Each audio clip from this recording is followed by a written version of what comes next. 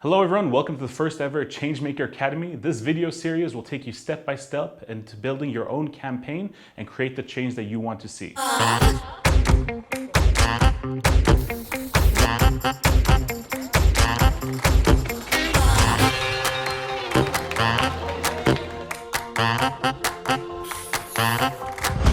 My name is Carl Andreasen, and for the next 5 weeks, I will be your host as we delve into the topic of building a campaign strategy. But first, I must admit, I didn't always think that ordinary people could change the world. I thought it was politics or business that created the big changes, until I started learning about social movements and how they create change and how they organize to win and shift society. To delve into that topic more, we have Elżbieta, a sociologist and a women's rights activist from Poland, who will explain to us how movements can build up and create change. So today we will be talking about quite important issue, how to change the world. You can change the world in many ways. The obvious way is to, let's say, become a politician, right? So you engage in a party, become an MP, and then maybe a prime minister or president. But in fact, that's quite a long way, and not all of us want to be a part of the machinery of state politics. Some say that money changes the world, and that is true, but not always in a good way. What can change the world is people who are engaged, who want to make a change, who are purposeful, who act collectively.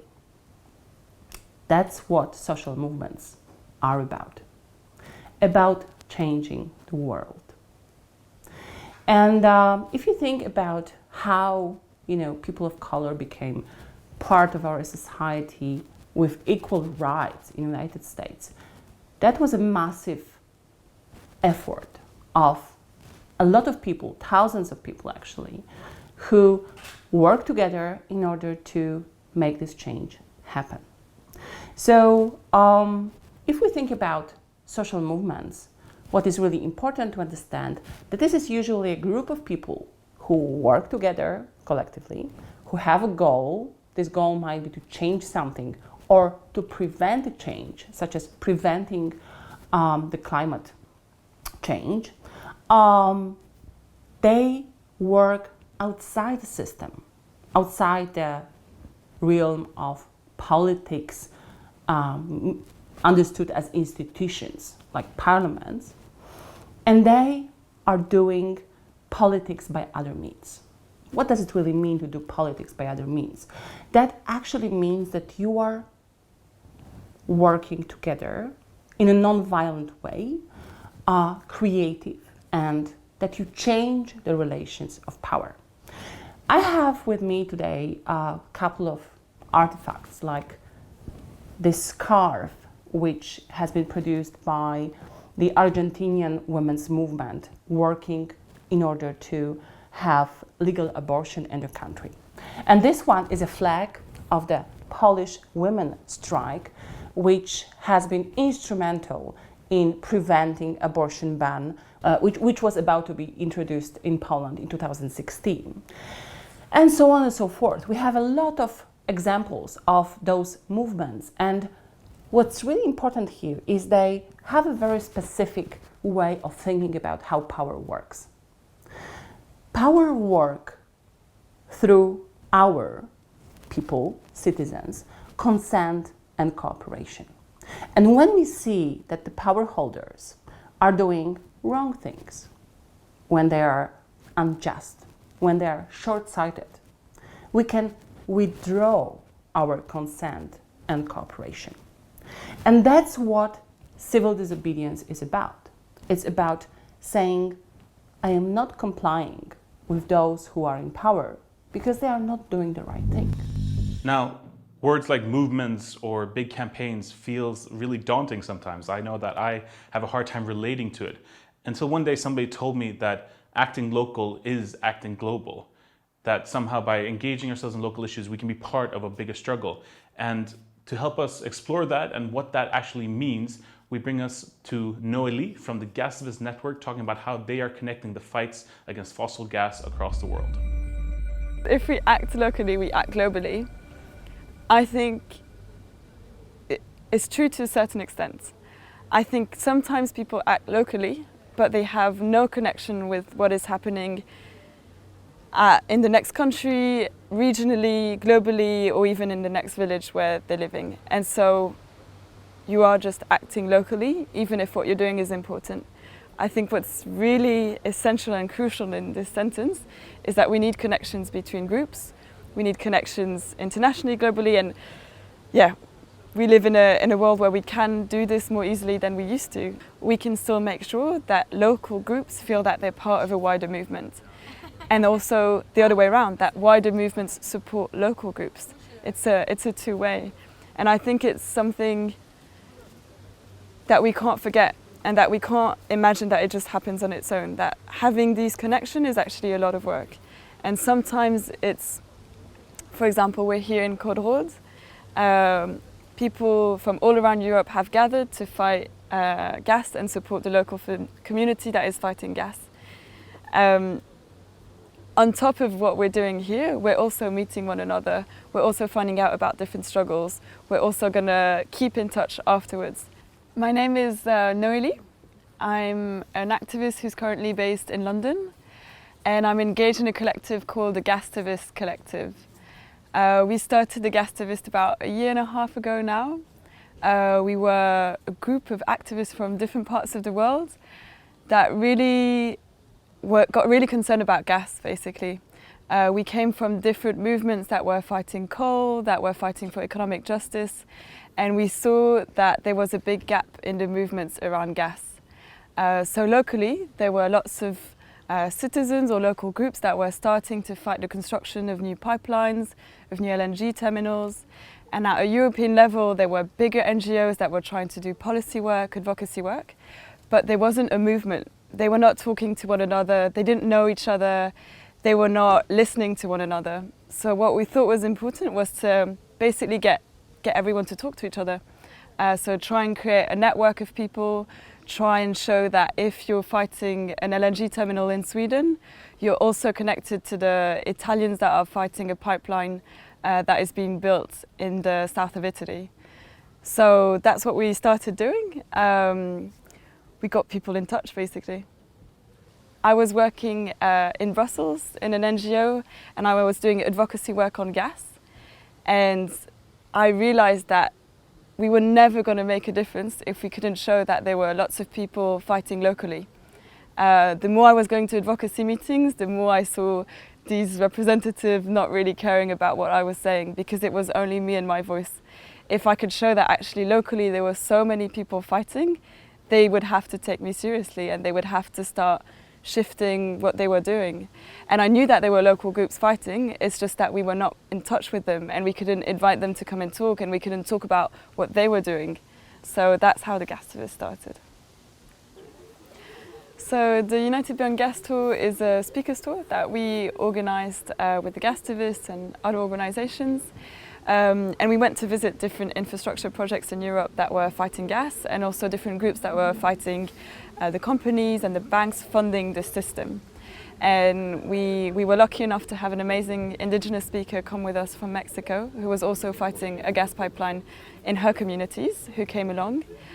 And she also said, sometimes local groups feel really small and tiny and isolated, and it's a bit like ants. They're tiny, tiny, tiny, and they're fighting a huge system. But she was telling us about these ants that they have in Mexico that bite you and that are really scary. And while they're tiny, they can really scare a grown human. And so just to remember that even if we're tiny and we're fighting this massive system, it doesn't mean that we're powerless. We can be very powerful, and that we can be just like ants. We're loads of us, and we can make a difference. And I thought that was really beautiful. Okay, I'm sold. I'm in. I want to build my own campaign. But how do I do that? What steps? What is a campaign really? To help us answer that question, we turn now to Dima, a senior campaigner at Greenpeace, who's going to tell us how they work with campaigns to change the world. My name is Dima, and I'm a campaigner at Greenpeace. So what is a campaign? A campaign is basically a way for us to change the world towards better. how are you going to change the world? You have to figure out how does the world work. So a very large part of what I do is actually in the beginning of each campaign is to gather information. I have to understand what is the problem, what are the dynamic forces that have led the world to the state that it's in now, where does it seem to be heading to, what are the forces and powers at play that brought about this state of play. And it's very important that I know where I want the world to be. So I have to develop a vision. I have to know what it is that I'm campaigning for. What is this world vision that I'm working towards? Once I have done that, I have to do a pretty thorough analysis in order to understand how the decisions that affect the world work. Who makes the decisions? What is it that motivates the people and the entities that make these decisions? So I need to lay out a clear strategy. So if I want to move this government or this company, what is it that's going to make them want to move? What is it that motivates them towards a different type of behavior than the one that they displayed so far that has brought us to the situation that we have now? So once you have established a vision and once you have done a pretty clear analysis of the forces in play and once you have laid out a strategy, that is when you can start planning the actual tactics, what it is that you want to do.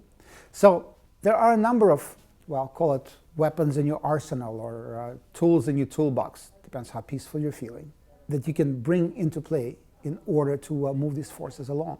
All of these, in the end, are about communication. In order to design a good communication strategy, based on the analysis you've done before, you need to also figure out very clearly who it is you're communicating to and what are the messages that will move that particular audience in the direction that you want it to go to. You can work certainly through mainstream media, and you can do that by talking to journalists, writing debate articles, putting out the news. You can try to hook onto the news. There's basically two ways to work with the media. You can ride the wave of already news that exists, and you can create a wave by basically making the news that the media will report on.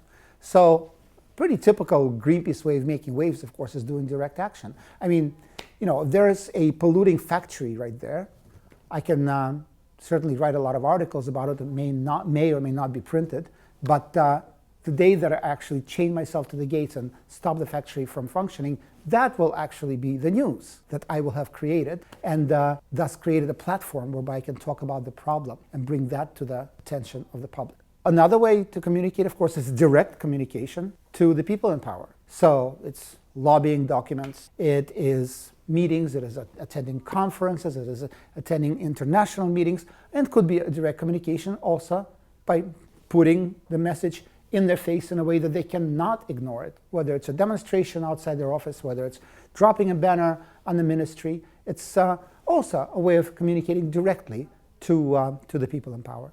There are other ways to communicate as well that may not be quite as straightforward.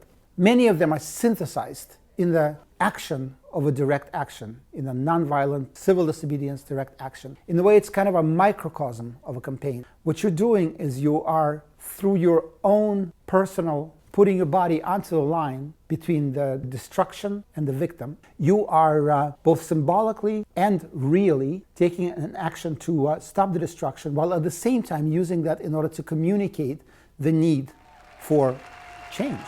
One of the important aspects of campaigning, at least the campaigning that we do in Greenpeace, is empowerment. It's actually, by example, showing people that they're not left at the mercy of large companies or governments, that you have the power to actually change things. Showing people that it's okay to question authority, that it's actually healthy to question authority, that you are the landlord of your universe, that you can determine what it is that your life should be about. That power is what is really going to bring about the change. We can be the catalyst, we can show an example, but in the end, it's when the society changes, it's when the people in it realize their own power and start using it. That's when the changes come about. That's when the magic happens. Thank you for watching our first video on the Changemaker Academy series on campaign strategy. Over the next couple of weeks, we're going to delve deeper into all the different specifics and tools to build your own campaign. But if you want to get a head start and connect to other changemakers working on similar campaigns for justice, democracy, and climate across Europe, please apply to join the European Changemakers Facebook group so you can interact, do interactive assignments, and hear about the webinars that we're going to create going into the different tools. Thank you so much for this week, and I'll see you next time.